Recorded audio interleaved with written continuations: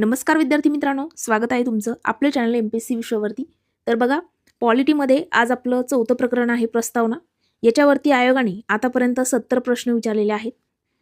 काही प्रश्न म्हणजे काही टॉपिक असे आहेत ज्यामध्ये आपल्याला 100+ प्रश्न दिसतील, काही टॉपिकमध्ये 200+ प्रश्न दिसतील, तर काही टॉपिकमध्ये फक्त 50 किंवा 40 प्रश्न दिसतील किंवा त्यापेक्षाही कमी दिसतील.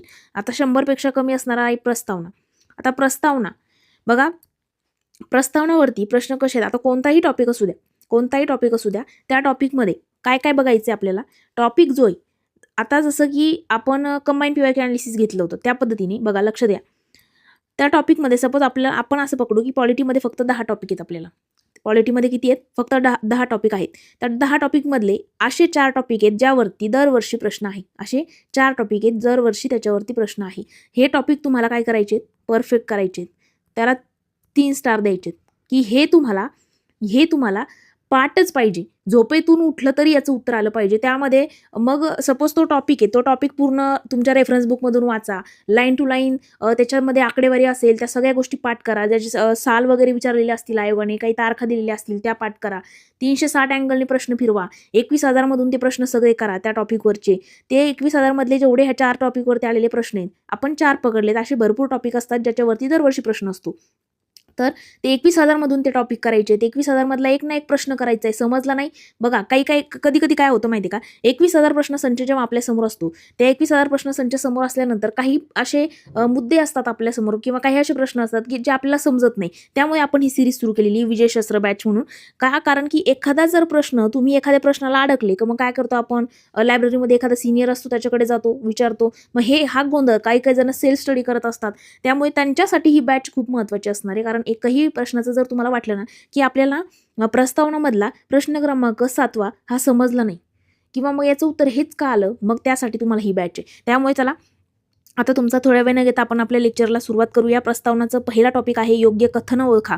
आपल्याला योग्य वाक्य ओळखायचे आहेत. दोन विधानं दिलेली आहेत. पहिलं विधान आहे की भारतीय राज्यघटनेची उद्देशपत्रिका ही पंडित नेहरूद्वारे निर्मित आणि प्रस्तुत आणि संविधान सभेने स्वीकारलेल्या उद्दिष्टांच्या ठरावावरती आधारित आहे. आता लक्ष द्या, आपण पहिले 3 लेक्चर केलेले आहेत. पहिला लेक्चर तर आपलं कायद्यावरती होतं, ऐतिहासिक पार्श्वभूमी म्हणून. पण घटनेची निर्मिती आणि घटनेची वैशिष्ट्ये हे 2 लेक्चर जर तुम्ही म्हणजे स्किप न करता केले असतील, तर इथले जेवढे काही प्रश्न आहेत ना, याच्यातले 70 प्रश्नातले तुम्हाला 40 प्रश्न त्या 2 लेक्चरच्या आधारे तुमचे सुटतील. आता बघा, उद्देशपत्रिका आपल्याला माहिती आहे 13 डिसेंबर 1946. कधी? 13 डिसेंबर 1946 पंडित नेहरूंनी उद्दिष्टांचा ठराव मांडला होता आणि 22 जानेवारी 1947 तो संमत झाला. दोन्हीवरती आयोगाने प्रश्न विचारला, प्लस तो उद्दिष्टांचा ठराव कुणी मांडला याच्यावरती सुद्धा आयोगाने प्रश्न विचारला, पंडित नेहरूंनी. पहिलं विधान बरोबर आहे. BN बघा, दुसरं जे विधान आहे एन ए पालखीवाला संविधान तज्ज्ञ यांनी उद्देशपत्रिकेला संविधानाचं ओळखपत्र म्हटलं. संविधानाला प्रस्ताविकेला संविधानाचं ओळखपत्र कोणी म्हटलंय? पालखीवाला यांनी म्हटलेले. आणि बघा, याचं सुद्धा हे दोन्ही पण विधान आहेत ना, आपण मागच्या 2 लेक्चरमध्ये केलेले आहेत. म्हणजे आयोगाने प्रश्न काय केलेला आहे? रिपीट केलेला आहे. आपल्याला कळतं, आपण म्हणतो जसाचा तसा प्रश्न रिपीट होणं वेगळं आणि काही सेंटेन्स वगैरे काही गोष्टी रिपीट होणं म्हणजे प्रश्न रिपीट होण्याची पद्धत जसाचा तसाच प्रश्न रिपीट व्हावं ही अपेक्षा आपली नसावी. ज्या वेळेला आपण सगळा 21,000 करू ना, त्यावेळेला त्यातल्या तुम्हाला 70% तुम्हाला आयोगाचा सिलेबस हा म्हणजे जे प्रश्न आहेत ते रिपीट झालेले दिसतील. तुम्ही म्हणाल कुठे रिपीट झालेले प्रश्न? 70 प्रश्न कुठे रिपीट होतात? 30 प्रश्न कुठे रिपीट होतात? रिपीट म्हणजे जशाचा तसा येत नाही, पण जे 21,000 प्रश्न आपण सॉल्व्ह करतो त्यातलेच ते प्रश्न असतात. कधी सपोज ह्या प्रश्नातून एक सेंटेन्स उचललं, दुसऱ्या प्रश्नातून हे उचललं, दोन्हींना एकत्र केलं आणि हा प्रश्न विचारला. या पद्धतीने आयोग आपल्याला प्रश्न विचारत असतो. तर लक्ष द्यायचं, पंडित नेहरूंनी 13 डिसेंबर 1946 उद्दिष्टांचा ठराव मांडला. उद्दिष्टपत्रिका 22 जानेवारी 1947 तो ठराव संमत झाला. त्यानंतर विख्यात कायदेतज्ञ एन ए पालखीवाला जे आहेत यांनी उद्देशपत्रिकाला संविधानाचे ओळखपत्र असं म्हटलेले. आणि दोन्ही विधानं सत्य असल्यामुळे केवळ एक पर्याय त्या ठिकाणी अ आणि ब, हे बघा, अ व ब दोन्ही योग्य आहेत. चला, दुसरा प्रश्न, भारत हे गणराज्य आहे म्हणजे काय? भारत हे गणराज्य आहे म्हणजे काय? लोकांचं शासन आणि लोकांसाठी शासन. बघा, गणराज्य, याच्यावरूनच लक्षात आलं पाहिजे तुम्हाला. लोकांचे शासन आणि लोकांसाठी शासन. गणराज्यामध्ये अंतिम सत्ता ही लोकांपाशी असते. अंतिम सत्ता कोणापाशी असते? लोकांपाशी असते, जी लोकशाहीचा मूळ आधार आहे. त्यामुळे पहिलं विधान त्या ठिकाणी बरोबर असेल. दुसरं आहे की राज्यप्रमुख म्हणून निर्वाचित राष्ट्रपती असतात. बरोबर. बघा, राष्ट्रप्रमुख आणि त्या ठिकाणी आता वास्तव कार्यकारी प्रमुख पंतप्रधान असतात. हे मागच्याच लेक्चरमध्ये मी तुम्हाला सांगितलं. गणराज्य म्हणजे असा देश असतो जिथे राज्यप्रमुख हे भारताचे राष्ट्रपती हे वंशपरंपरेने न येता लोकांद्वारे जे प्रत्यक्ष किंवा अप्रत्यक्षपणे निवडून दिले जातात त्यांना म्हटलं जातं त्या ठिकाणी, म्हणजे ज्या ठिकाणी असं वंश परंपरेने न येता लोकांद्वारे निवडले जातात त्या ठिकाणी त्याला गणराज्य म्हटलं जातं. बघा, राष्ट्रपती पदासह सर्व पदे नागरिकांसाठी खुली असतात. तर हे तिन्ही विधान या ठिकाणी बरोबर आहेत. नागरिकांसाठी बघा, गणराज्यामध्ये कोणताही विशेषाधिकार किंवा असलेला वर्ग नसतो आणि राष्ट्रपती पदासारखी सर्वोच्च पदे सुद्धा पात्रतेनुसार कोणत्याही नागरिकासाठी खुले असतात. त्यानंतर चला तिसरा प्रश्न. उद्देश पत्रिकेबाबत खालीलपैकी योग्य कथन, योग्य विधान ओळखायचे आहेत. तर बघा, पहिले बेरुबारी युनियन 1960 मध्ये सर्वोच्च न्यायालयाने असं मत मांडलं की उद्देश पत्रिका ही संविधानाचा भाग आहे. मित्रांनो, आता हे का महत्वाचे बघा, मागच्या लेक्चरमध्ये मी तुम्हाला एक सांगितलं होतं 1960, 1973 आणि 1995 हे काय येईल म्हटलं होतं मी तुम्हाला, खटले येतील आणि ते पुढे मी एक्सप्लेन करेल असं सांगितलं होतं. बघा, आलाय ते लेक्चर आलंय आता आणि तो प्रश्न आलाय. बघा, पहिले बेरुबारी युनियन 1960. आता हे तीनही साल लक्षात ठेवायचे. पहिला खटला आहे बेरुबारी युनियन केशवानंद भारती आणि LIC ऑफ इंडिया, म्हणजे त्या ठिकाणी असा शॉर्ट फॉर्म पण दिला आहे, काही त्यांचं सांगता येत नाही. बघा, आता याच्यामध्ये लक्षात कसं ठेवायचं, बेरुबारी युनियन 1960, केशवानंद भारती 1973 आणि LIC 1995. बघा, लक्षात काय ठेवायचं की बेरुबारी युनियन खटला जो होता 1960चा, त्यामध्ये सर्वोच्च न्यायालयाने असा निकाल दिला होता की उद्देश पत्रिका संविधानाचा भाग नाही. भाग आहे का? भाग नाही. या खटल्याने सांगितलं भाग नाही. केशवानंद भारती खटला 1973 यांनी काय सांगितलं की सर्वोच्च न्यायालयाने स्वतःचा जुना निर्णय बदलला आणि सांगितलं की उद्देश पत्रिका ही भाग आहे असं सांगितलं संविधानाचा. 1995चा LIC निगम प्रकरणामध्ये सांगितलं सर्वोच्च न्यायालयाने उद्देश पत्रिका ही संविधानाचा अविभाज्य भाग आहे. इथं स्टार मार्क करून एक अजून हे करा, म्हणजे यांनी भाग नाही सांगितलं, यांनी भाग आहे सांगितलं, यांनी अविभाज्य भाग आहे असं सांगितलं. तर हे लक्षात ठेवायचं. त्यामुळे बघा, आता बेरुबारी युनियनने काय सांगितलं, संविधानाचा भाग आहे, चूक, भाग नाही म्हणून सांगितलं. केशवानंद भारतीने सांगितलं भाग आहे आणि LIC निगमने सांगितलं अविभाज्य भाग आहे. चला, या पद्धतीने लक्षात ठेवा. चला पुढे, चौथा प्रश्न. खालीलपैकी कोणत्या प्रकरणामध्ये सर्वोच्च न्यायालयानं प्रस्तावना हा संविधानाचा अविभाज्य भाग आहे असा निर्णय दिला? सर्वोच्च न्यायालयानं. बघा, परत एकदा प्रश्न कसे रिपीट होतात हे लक्षात येईल. PSI मेन्स 2023चा प्रश्न आहे. कोणत्या प्रकरणात सर्वोच्च न्यायालयानं, सुप्रीम कोर्टानं प्रस्तावना जो आहे हा संविधानाचा अविभाज्य भाग आहे. अविभाज्य भाग कोणता होता रे? हे बघा, कोल्हे प्रकरण हे काही बघितलंय का आपण वरती असं काही? चला, कट झाला ऑप्शन. बोंबई खटला, एरा बोंबई विरुद्ध. आता बघा, लक्ष द्या, गोलकनाथ प्रकरण आणि इंदिरा गांधी विरुद्ध नारायण. आता वरती आपण तीनच बघितले. 1960चा बेरुबारी युनियन बघितला, ज्यांनी सांगितलं की भाग नाही. बेरुबारी युनियनने सांगितलं भाग नाही. त्यानंतर आपण कोणता बघितला? बोंबई विरुद्ध 1994 यांनी काय सांगितलं? संविधानाचा अविभाज्य भाग. आता हे लक्षात ठेवायचं. याच्यामध्ये गोलकनाथ प्रकरण पण आहे. आता बघा, का चुकीचं आहे? पहिलं का चुकीचं आहे? कारण हा खटला 9व्या परिशिष्टाशी संबंधित आहे. कोणता? हा खटला. दुसरं बरोबर आहे, SR बोंबई विरुद्ध भारत सरकार 1994. हा खटला जो आहे, या खटल्यामध्ये सर्वोच्च न्यायालयाने प्रस्तावना हा संविधानाचा अविभाज्य भाग असल्याचे आणि धर्मनिरपेक्षता ही मूलभूत चौकट असल्याचं नमूद केलं. पर्याय 3 चुकीचा. गोलकनाथ खटला मूलभूत हक्कांच्या संबंधित आहे. इंदिरा गांधी खटला हा कुठलाही खटला जो आहे तो निवडणुकाशी संबंधित आहे. इंदिरा गांधी विरुद्ध राजनारायण प्रकरण जे आहे ते निवडणुकाशी संबंधित आहे. हे बाकीचे ऑप्शन पण लक्षात ठेवायचे. हे एक लक्षात ठेवा आणि हे एक लक्षात ठेवा. काय? तर हा 9व्या परिशिष्टाशी संबंधित होता आणि इंदिरा गांधींचा निवडणुकाशी संबंधित होता. नेक्स्ट टाइम प्रश्न येऊ शकतो. चला, 5वा प्रश्न. धर्मनिरपेक्षता याचा अर्थ राज्याची ओळख धर्माच्या आधारावरती असणार नाही. काय? धर्मनिरपेक्षता याचा अर्थ राज्याची ओळख ही धर्माच्या आधारावरती असणार नाही आणि राज्य कोणत्याही धर्माच्या विरोधी राहणार नाही आणि राज्य सर्व धर्माप्रती सारखीच श्रद्धा, विश्वास आणि निष्ठा बाळगेल असं मत कुणी व्यक्त केले?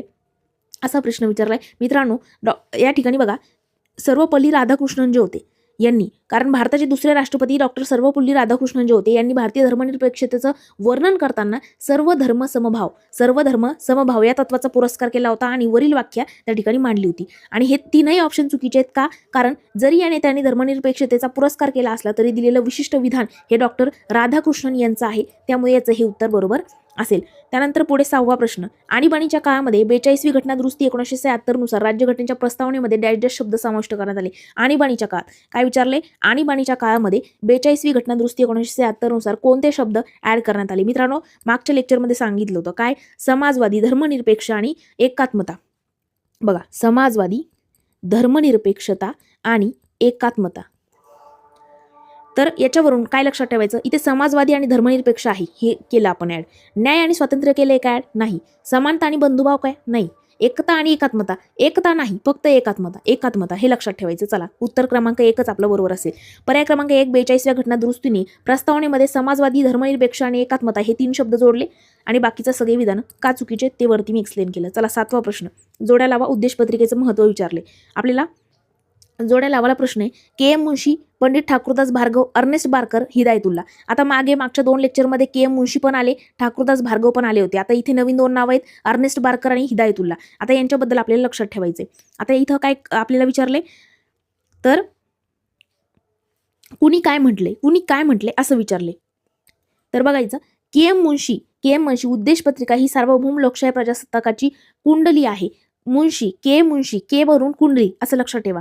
पंडित ठाकूरदास भार्गव, उद्देशपत्रिका ही संविधानाचा आत्मा आहे असं कुणी म्हटलं. आता इथे ना तुम्हाला योग्य जोडी ओळखायची.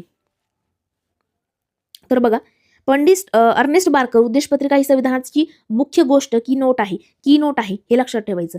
हिदायतुल्ला म्हटले होते उद्देशपत्रिका ही अमेरिकेच्या स्वातंत्र्याच्या घोषणासारखी आहे. लक्ष द्या, के.एम. मुन्शी यांनी उद्देशपत्रिकाला पॉलिटिकल होरोस्कोप म्हणजे राजकीय कुंडली म्हटलं होतं. त्यानंतर पंडित ठाकूरदास भार्गव जे आहेत यांनी तिला संविधानाचा आत्मा, किल्ली आणि दागिना असं म्हटलेलं आहे. प्रसिद्ध ब्रिटिश राज्यशास्त्रज्ञ सर अर्नेस्ट बार्कर यांनी तिला संविधानाची की नोट असं म्हटलंय आणि न्यायमूर्ती हिदायतुल्ला यांनी त्या ठिकाणी अमेरिकेच्या स्वातंत्र्याच्या घोषणेशी त्याची तुलना केलेली आहे आपल्या प्रस्ताविकेची. त्यामुळे हे सगळं पाठ करून घ्या.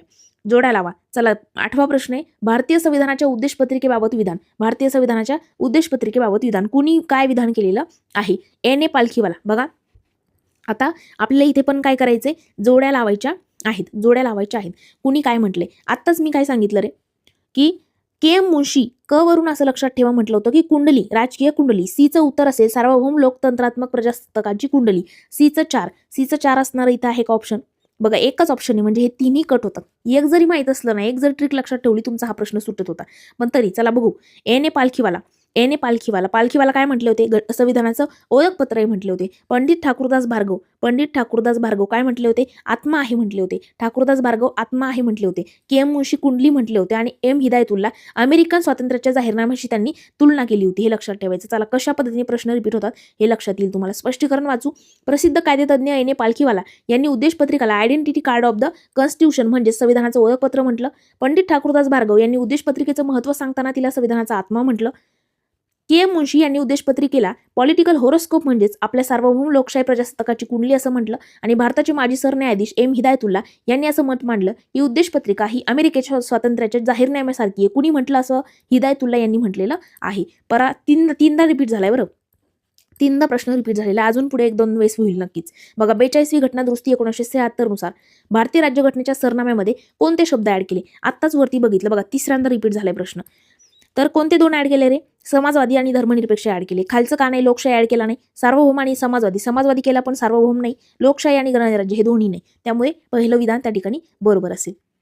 चला पुढे 10वा प्रश्न, भारतातील धर्मनिरपेक्षतेविषयीचे खालीलपैकी कोणतं विधान चुकीचं विधान विचारले? धर्मनिरपेक्षतेबद्दल. चला, धर्मनिरपेक्षतेचा अर्थ असा आहे की असा नाही की, बघा, धर्मनिरपेक्षतेचा अर्थ असा नाही की राज्याचा धर्माच्या विरुद्ध म्हणजे शत्रुभाव असेल किंवा तिचा अर्थ असा आहे की राज्याने विविध धर्माच्या संदर्भात तटस्थ राहायला हवे. बरोबर. धर्मनिरपेक्षतेचा अर्थ असा नाही की राज्याने धर्माच्या विरुद्ध जायला पाहिजे, पण त्याचा अर्थ असा होतो की राज्याने विविध धर्माच्या संदर्भात तटस्थ राहायला पाहिजे. बरोबर. बघा, प्रत्येक धार्मिक संप्रदायास अथवा संघटनेस कोणती कर्मकांडे अथवा उत्सव त्यांच्या धर्माच्या तत्वानुसार आवश्यक आहे हे ठरवण्याची पूर्ण स्वायत्ता आहे. बरोबर. कोणतेही विशिष्ट कर्मकांड अथवा पूजा अर्चा त्या धर्माच्या तत्वानुसार आवश्यक आहे अथवा नाही हे ठरवण्याचा अधिकार न्यायालयाला नाही. तर मित्रांनो, या ठिकाणी चुकीचं आहे. का चुकीचं आहे? कारण